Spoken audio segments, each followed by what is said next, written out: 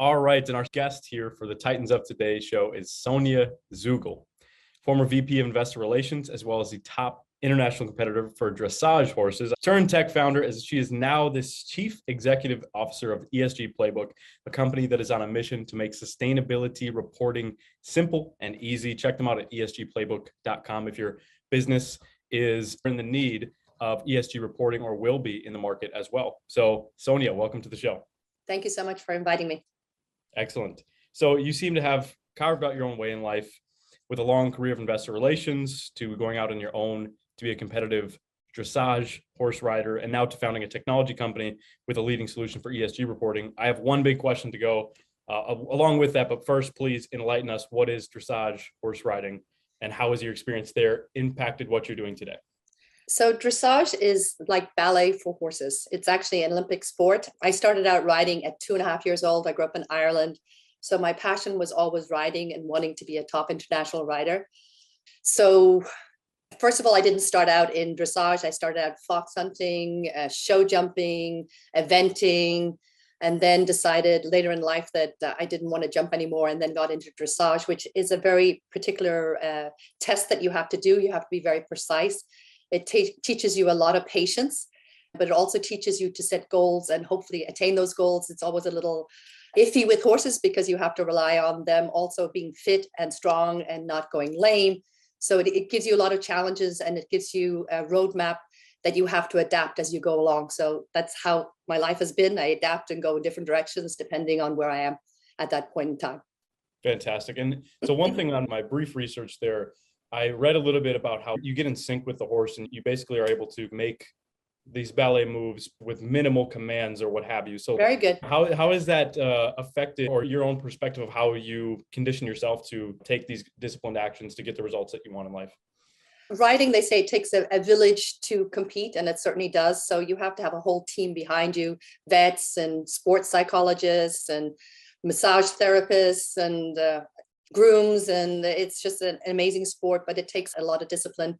You have to ride 6 days a week, every week of the year. So it takes a lot of discipline to do it, but the rewards are great. You have a great relationship and communication with your horse that you develop over time. And it's a very special bond. Transforming that into starting a tech company, it really taught me how to have patience and think things through, that you just can't rush into something. You have to have a plan. You had to have a plan with the horses. You have to have a plan when you're building a company. And so that experience really helped me, as well as my experience in investor relations and accounting.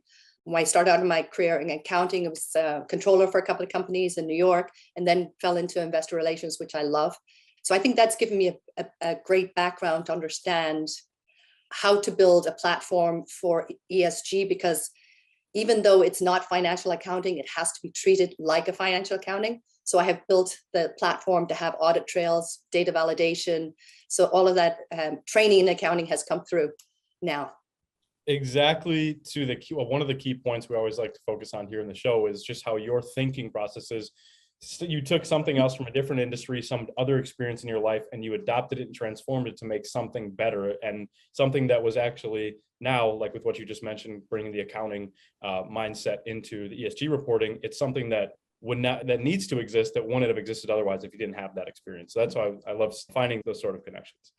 So to go deeper on that, how has your insight, or give us some insight on your perspective on life, your worldview, and how that has influenced the decisions of starting ESG Playbook?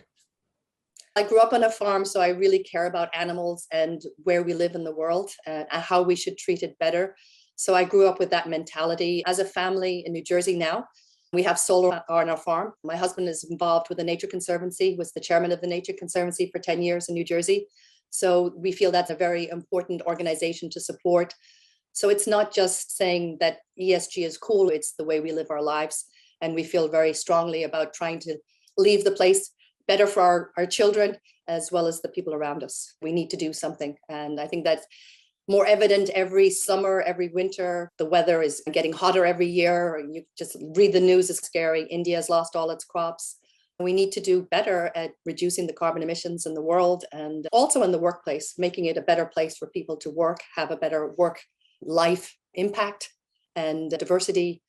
All of these things matter. For people that don't understand what ESG stands for, E is for environmental. So understanding the environment and replacing what we take out of it, making it a better place than we started.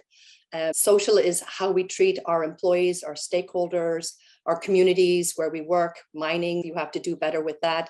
And then governance is how you deal with regulations. In Europe now, there's a lot of regulations on diversity that companies now have to report. The US doesn't have that yet. But how you treat your employees and your stakeholders is what ESG is all about, and doing the right thing as a company. And I think this was probably a point you will bring up, is that people think if you're doing ESG that it costs you more money. It actually doesn't cost you more money. If you're reducing your energy, you have reduced costs. If you're treating your employees better, then you reduce your recruiting fees and that sort of fees. So there are cost efficiencies. You can retain better talent if you have a good ESG strategy. And I think young people, especially nowadays, the first thing they look at when they look to get an interview is whether that company is sustainable or not. So retaining talent is going to be very important by having an ESG strategy. And that's a very strong point there. The other ways that business is affected, and down to even the people like you're mentioning, there was a study that was basically took some of the top tech companies, and it found that the higher the employee happiness rating was, the higher the profits were of the company. And so if a lot of the younger generations that are coming on are so passionate about sustainability, and others as well, and it's a strengthening thing because it's absolutely necessary, it's only right that people are going to be happier when they're more aligned with their company. Also, just to add on to that, the other positives of sustainability reporting are, if you're looking for funding, investors are insisting that you understand climate change, which is a TCFD climate change framework. With the weather, how does that affect your business? Are you planning for it? Do you have a strategy to deal with it? As an investor, these topics are very important. The material risks to your business are important from an ESG standpoint.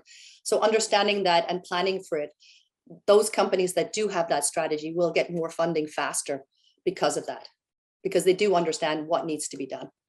And then the other point is that customers want to see a sustainability company. When you buy something in the supermarket, you look at the brand to see how sustainable, you look at the packaging. All of that is important nowadays.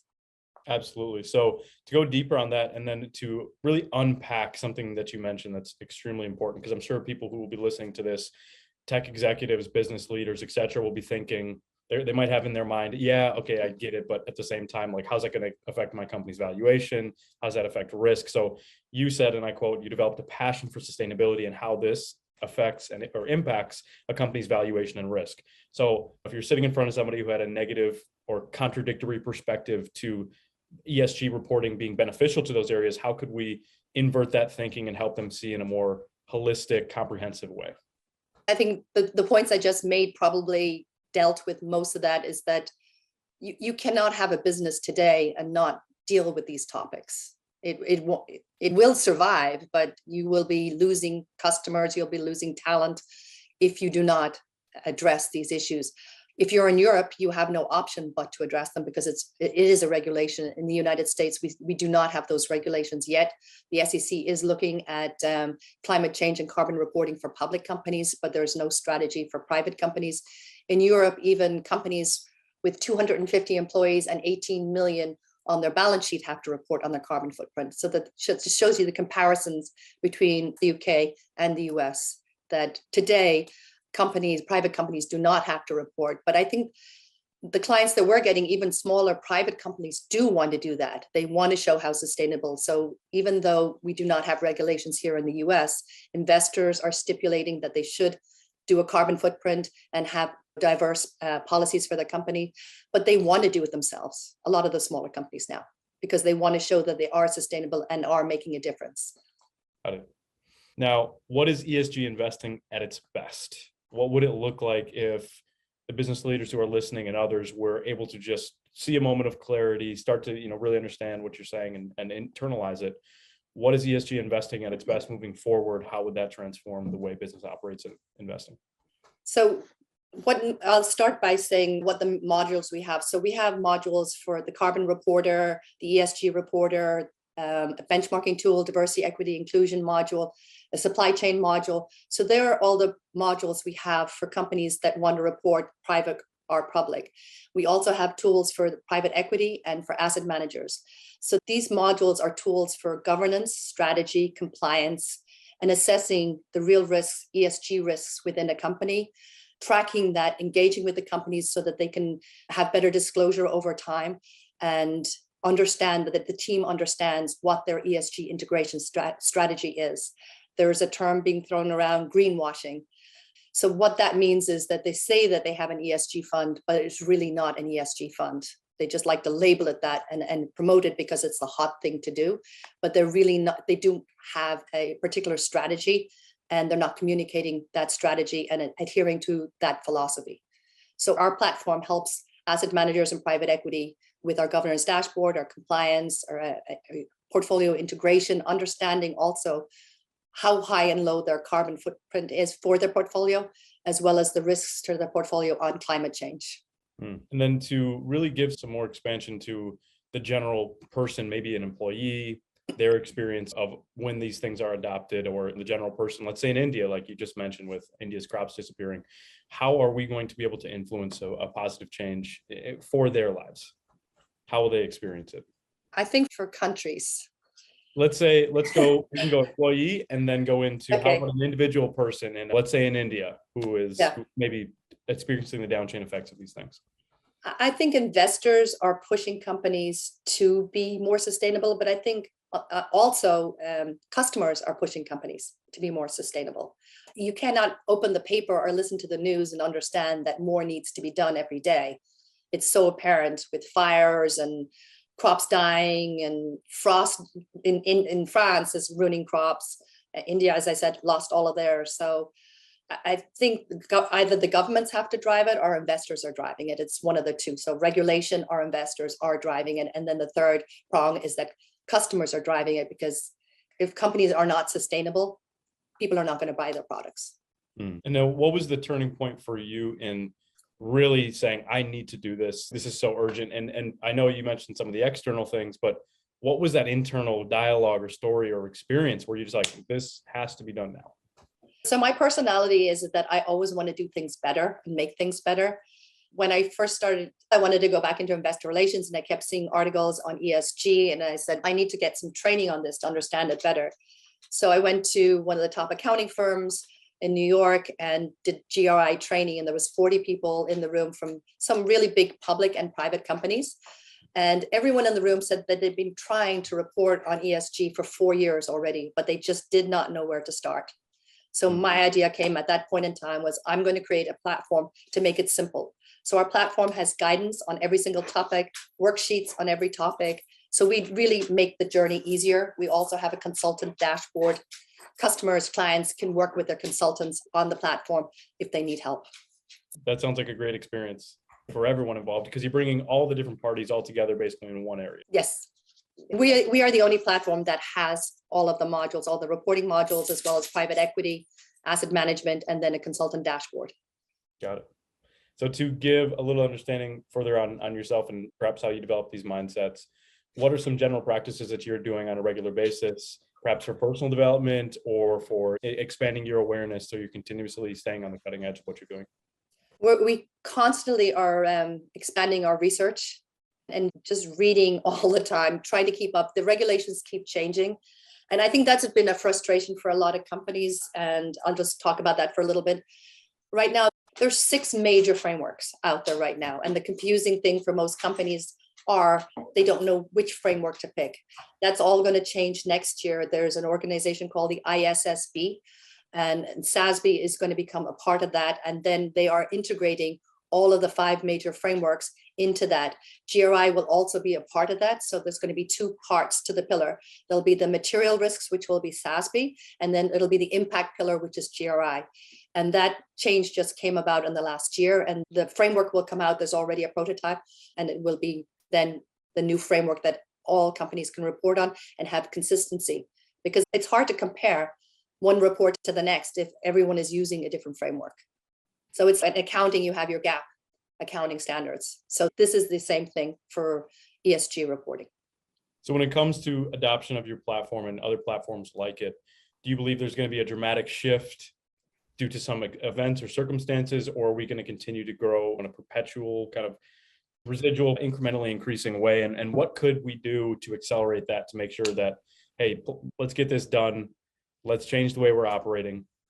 I agree. If you look at what's going on with the IIP report on carbon and where we are in the world today, we should have started this 10 years ago. We're already too late to even be at the 1.5 degrees. It's going to take a massive shift of money and investments into carbon neutral or carbon industries and energy to get us where we need to be. So there is a great urgency. But in Europe, they're already dealing with it. They're forcing companies to have a strategy to set a net zero goals. Here in the US, it's investors are driving it. And as I said, customers are driving. But we absolutely need to be doing more and faster if we want to be successful.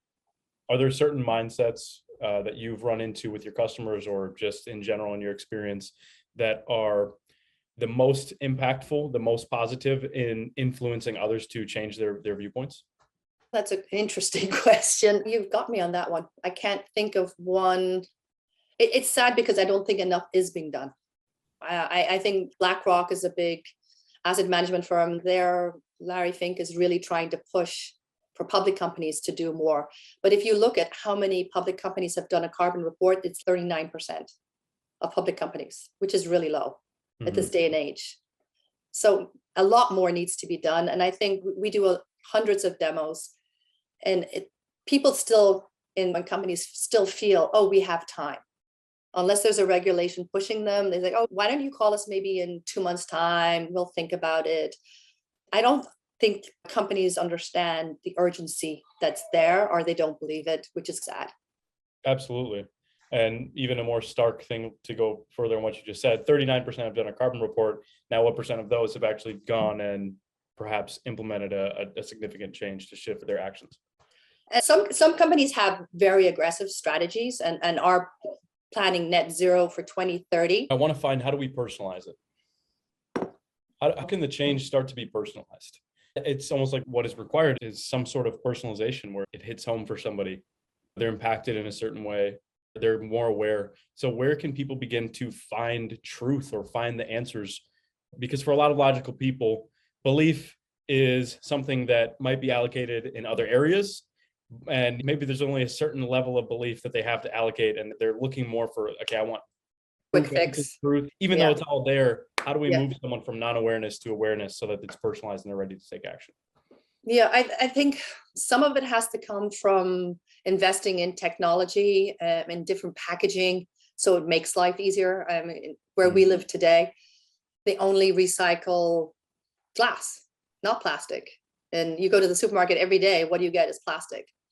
You can bring your own bags, but we all have consumed way too much plastic. So I think there's a lot of good companies out there developing products for packaging, which will make it more sustainable and make it easier. But the biggest fix, that's one of the big fixes we have to have on the world, because there's so much waste in food and packaging. But then emissions is another huge factor that we have to figure out how each person can do better. Either solar panels, we have them on our place, on the roof to reduce energy needs. And how do you make your house more energy efficient? All of these things help. But I think every person has to take a responsibility. It's not just governments or regulations or companies. Each person has a responsibility at this point in time to help make the world a better place for ourselves and for our kids. And that's brilliant right there. It has to make life easier. Yeah. They have to be able to make that connection that it will make life easier when your business is reporting properly, when you're living in the right way for the environment, you're using sustainable packaging. It doesn't need to be a hard change. It actually needs to be easier. Absolutely. That's absolutely great. So from there, what is the ideal journey? Let's say I was your perfect customer and I was ready to get started with you. What would my journey be like? How would I start to look at my company differently? What would I experience? And let's say 3 months down the road from now, how would life be different for me? The first step is to look at different pieces of your business. So ESG is looking, number one, governance. We'll take it backwards. So the governance, are you Do you have the correct policies for your company? Is your board diverse? Do you have a succession plan? These are all governance issues. Do you have a whistleblower policy? Do you have a modern slavery policy? That's the governance side of things. You can make your company different. Social looking, we have a diversity, equity, inclusion module. You can do a survey and understand the demographics of your company. The first part is understanding where you are today. If you don't know where you are today, you can't set goals. So looking at your company, at ESG, environmental, doing a carbon footprint, you can't set a goal of net zero or reducing costs if you don't know where you are today. So the first step is to understand where you are and then set goals to improve. And it takes time, and it doesn't have to be overwhelming. You can start with a small report saying, this is what we're going to do for year one. At least start the journey. And that's the hardest part, I think, starting the journey. But once you start it and start gathering the data, then it gets easier year over year. Fantastic. So what would your call to action be for investors, business leaders, entrepreneurs, or anyone who's listening that wants to contribute to your mission, what you're doing, and the ESG Playbook? Check us out on esgplay.com.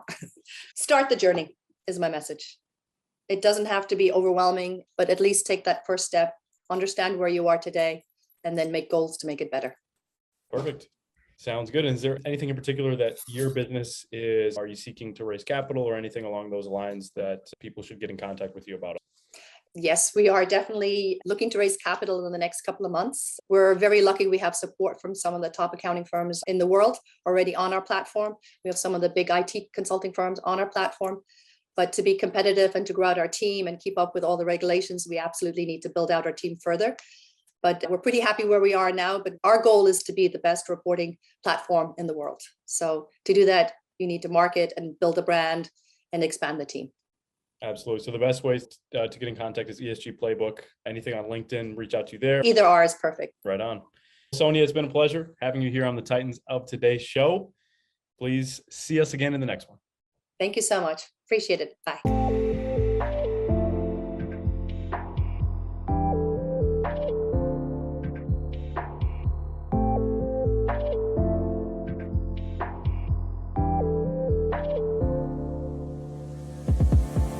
Hey everyone, thank you for watching this episode of Titans Up Today. What did you learn from it? Make sure to drop a comment below with your most valuable insight so that other people can engage in the conversation around what this speaker brought to the table. And then on another front, make sure to subscribe so that every time we drop a new episode, you will be notified. And that way you can keep fueling your dreams and your brain with fresh insights which can help you along your journey and along your path to your goals. So thank you so much again, and I look forward to seeing you in the next interview.